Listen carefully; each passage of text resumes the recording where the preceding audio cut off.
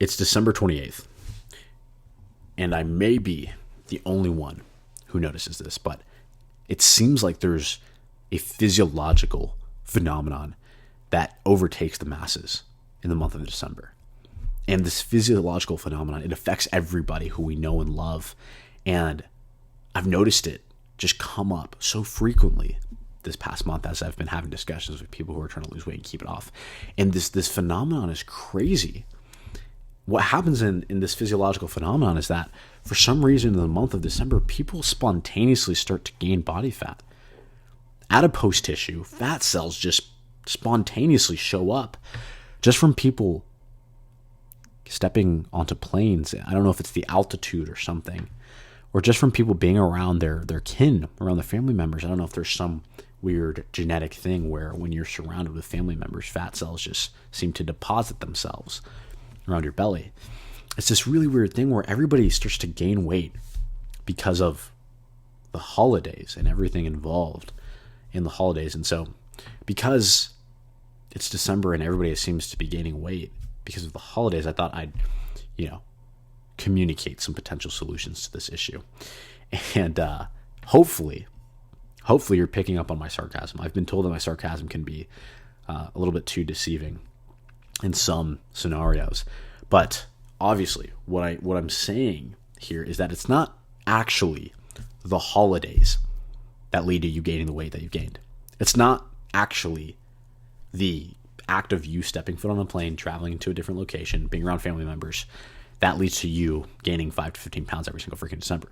Okay, that's not the reason you blow up like a beluga whale around this time of year. The reason that you blow up like a beluga whale around this time of year is because of your default actions. Your default actions are the habits that you mindlessly default to when you're tired, bored, stressed, out of routine, traveling, whatever it may be, right? Or just mindlessly. So maybe you have some of these unhealthy default actions even when you're not traveling, but these are the things that create the reality that you have right now. These are the habits that lead to the fat gain, and you know these. You know this. I don't have to educate you. I don't have to make a video explaining the science behind why a bag of chips every single night doesn't help you lose fat. You understand this fundamentally. But what I hope to provide here are 10 different default actions that can help you prevent the holiday weight gain, potentially even lose some weight during the holidays. Because right now, I'm not in my usual location. I'm actually at my girlfriend's family's house in Palm Springs, California. I've been traveling for 7 days. I've been out of routine for 7 days. I haven't been in complete control of my food intake for 7 days. I'm going to be here for probably another week. And I showed up in Palm Springs, California, weighing about 192 pounds. And right now I'm 190 pounds. Okay. Water weight, fluctuation, whatever it may be. I haven't gained a single pound of fat since being traveling for 7 days and not being in complete control of my routine or food. All right. And I take trips like 12 to 15, sometimes more times per year for business, family, travel, etc.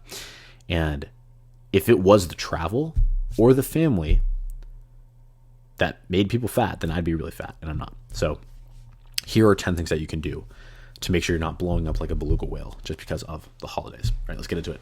Thing number 1 is when you sit down for dinner at restaurants, order lean protein appetizers instead of high calorie, high fat, high carb appetizers. So things like not boneless, unbreaded chicken wings. Okay, they're going to be high protein, relatively low calorie.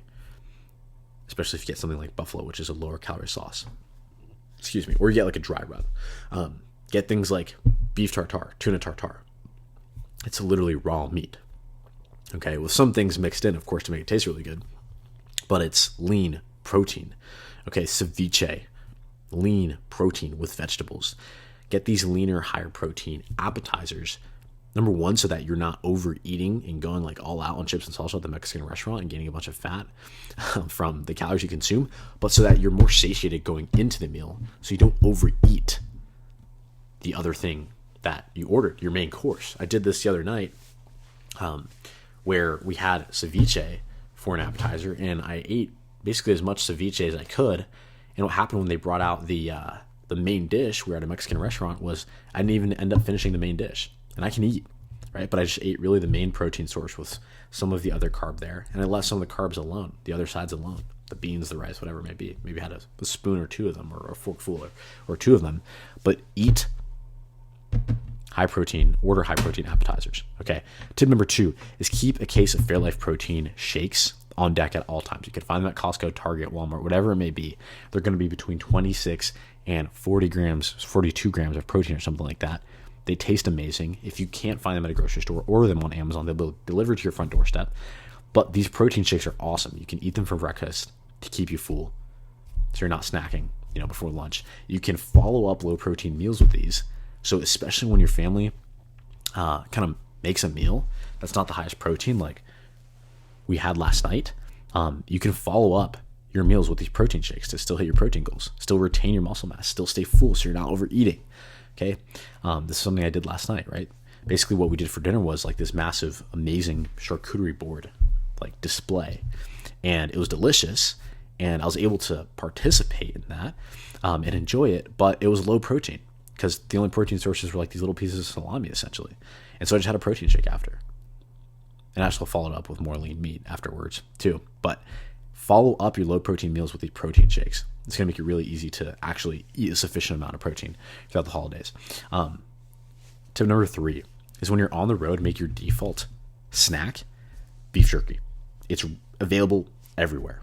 It's low calorie, it's high protein. I think you can get like 30-ish grams of protein per bag for like 150-ish calories, give or take a few calories or grams of protein there, right? But you're talking about something that will keep you full and that is low calorie. So you're not getting fat and you're retaining muscle and you're burning more calories from the protein that you consume, which makes it easier for you to potentially lose weight on vacation.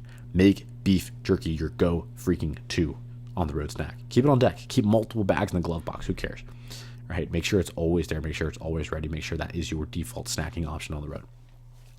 Tip number 4 is eat 2 to 3 times more lean meat than everyone else who's sitting at the table with you. Okay. And this really should be more like 3 to 4 times the amount of lean meat that the average person eats, because the average person in America, at least, consumes about 50 grams of protein per day.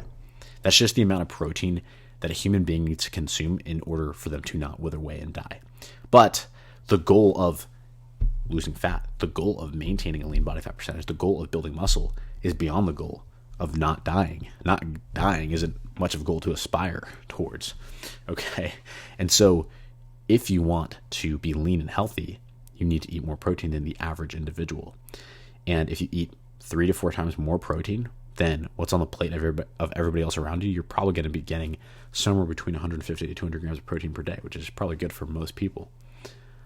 Obviously, you can and should get more specific depending on your body weight, your body fat percentage, and actually tracking 0.7 to 1 grams of protein per pound of body weight, depending on how lean you are. The higher body fat percentage you are, you can go lower on that end, 0.7 grams per pound of body weight. The leaner you are, you want to go closer to 1 gram per pound of body weight. But if you just are eyeballing and not tracking, 3 to 4 times what everybody else is having in terms of protein serving is going to keep you good to go, to get you between 150 and 200 grams of protein per day. Tip number 5, and this one is huge. It probably should have been tip number 1, but this one is huge for when you actually have the Christmas dinner, the New Year's Eve dinner, the Thanksgiving dinner, whatever the big dinner is.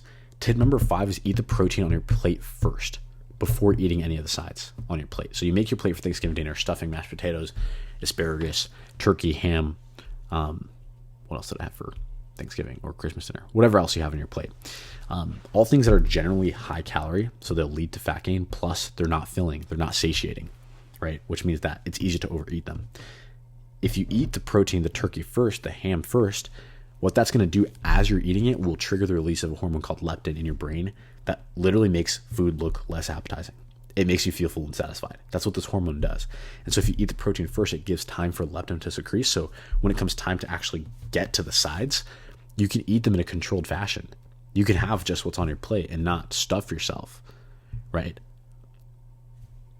Eat your protein first. This one works like magic. Like if you've never done this, you will finish the turkey on your plate and you'll look at your sides and be like, wait, do I even want to eat them? I guess I'll, try the sweet potato casserole out of respect for Auntie Jane who made it.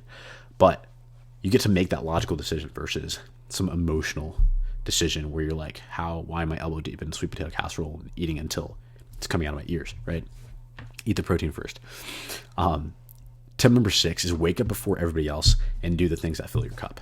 So I'm talking about the routine things like getting your workouts in, like reading your Bible, these things that keep you on track, right? Do them before everybody else wakes up because everybody's sleeping until 10 a.m. anyway.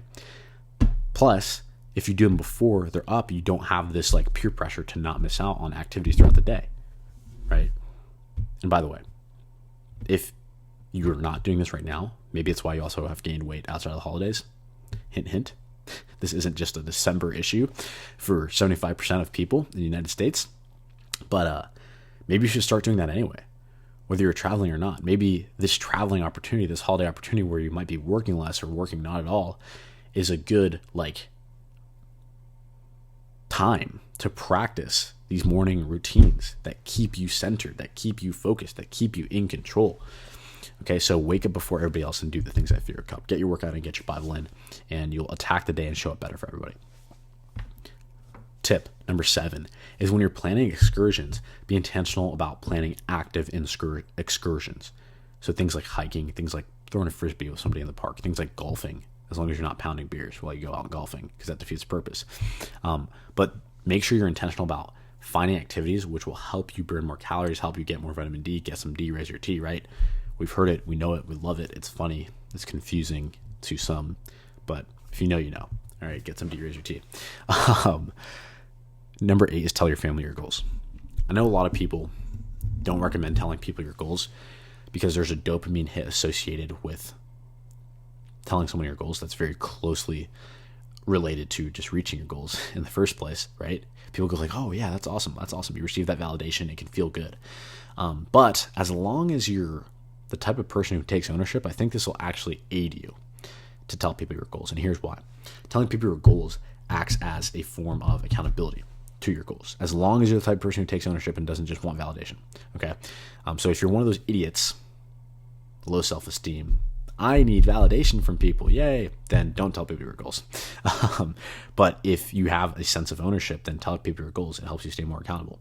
The reason this works is because all human beings have this deep-seated psychological need to maintain status among their peer groups and their tribes, right?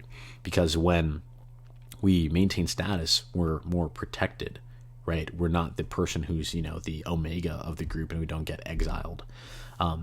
But what that means is we never want to be the people who can't be trusted. We never want to be the people who can't keep a promise to themselves. So if you make your own self-promises public, even without anyone saying anything or holding you accountable, you're going to feel more driven to keep yourself accountable. Because just subconsciously, you won't want to show up as the guy who couldn't keep a promise to himself, because then how could you keep a promise to them, right? So tell your family your goals. Tell them that you have this goal of working out 3 times over the course of the week that you guys are traveling. Tell them that you have this goal of losing 20 pounds and you don't want to be a New Year's resolutioner who's just going to start and, stop within a month. Tell them that it's something that's serious for you. And they might encourage you. They may also project and say like, why are you doing that? Because, it's a reflection of them not wanting to do it themselves. But make your goals known. It'll keep you more accountable. Tip number 9 is get a day pass at the gym. This is an investment into your health and fitness, right? And getting a day pass at the gym is it's a no-brainer. You're gonna be able to get this and be able to do a normal workout as if you're home anyway, right? This removes the excuse of I don't have, equipment. Get a day pass at the gym. 99% of local gyms are going to offer day passes, and if they don't, then they're missing out on a huge market, and they're probably going to fail the next few years. So get a day pass at the gym. And tip number 10 is drink sparkling water and Diet Coke instead of regular soda and beer. Okay. Holidays, notorious time period where people are just handing us drinks, or there's just a bunch of high calorie sodas around. And I'm not necessarily saying that something like diet soda is the healthiest possible thing that a human being can consume, right? Like I wouldn't recommend that you inject a diet soda directly into your brain via syringe, but the amount of potentially maybe harmful chemicals in diet soda are in the realm of micrograms. You'd have to consume an exorbitant amount of diet soda, like 90 something per week or something like that, to experience any potential possible downstream effects, which I hope you're not consuming that many diet sodas per week. That would be a problem. But instead of beer and regular soda, consume something 0 calorie. consume something like sparkling water that is going to fill your gut with some gas and make you feel full. It's not going to make you feel bloated and crazy, but it'll make you feel full. 0-calorie diet soda and sparkling water, okay? These beverages can literally save you from having multiple pounds of weight gained over the course of the holidays via the thousands of calories that you'd usually consume over the course of the holidays with higher calorie drinks, right? And so here's the big lesson with all of this, right? It is not the vacation, it's not the travel, it's not the holidays that actually leads to weight gain. It's your default actions. And most of these default actions probably follow you home anyway. You just kind of indulge a little bit more extremely, a little bit more frequently around the holidays, which leads to this massive jump in 5 pounds over the course of a month, 10 pounds over the course of a month. But let's be real, you're probably getting 5-ish to 10-ish pounds a year over year on average anyway, right? And where does that lead, right? 5 pounds this year is 25 pounds in 5 years. If you expect to live anywhere between, 50 and 30 more years of life, then do the math, right? Do you want to be the guy who you can do the math, right? 5 pounds year over year is not good, which means that these default actions need to change. And the holidays right now, where you're probably around family, you probably have a little bit more actual ability to be kind of time free, since you don't have the throes of life and business pulling you in every single direction.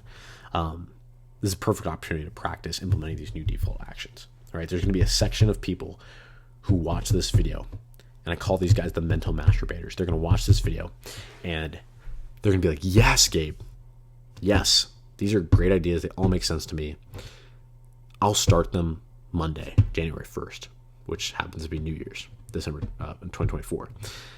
Or I'll start them in January when things are a little bit easier, when I get back from these travels. Those are the exact people that are going to be on the phone with me at the end of 2024 talking about how I gained all this weight, blah, blah, blah, blah. Wasn't able to ever be consistent, and here I am. But you, a smart individual, a based individual, you're going to take ownership and you're going to apply these today. You're going to drive your butt to Costco like a full-grown adult. You're going to purchase the Fairlife protein shakes. You're going to go down to the gym. You're going to invest in a day pass. You're going to work out, right? Today at dinner, instead of doing chips and salsa for the appetizer, you're going to do ceviche. You're going to do unbreaded chicken wings, right? You're going to do beef tartare, whatever it is. Yeah, be the guy who eats beef tartare, right? But you're going to apply what you learned in this video if you have any ounce of ownership within you whatsoever. But if you don't apply it, then I don't need to even tell you what level of ownership you're currently willing to take, because the Bible tells us that we'll be judged based on essentially what we'll know, and that we perish from lack of knowledge. And now you have the knowledge. And so you'll be judged. The scale will be your judge based on what you know, and that'll tell us all the ownership that you may or may not have. So the proof will be in the pudding this time next year. Hope this is helpful. Have a great New Year.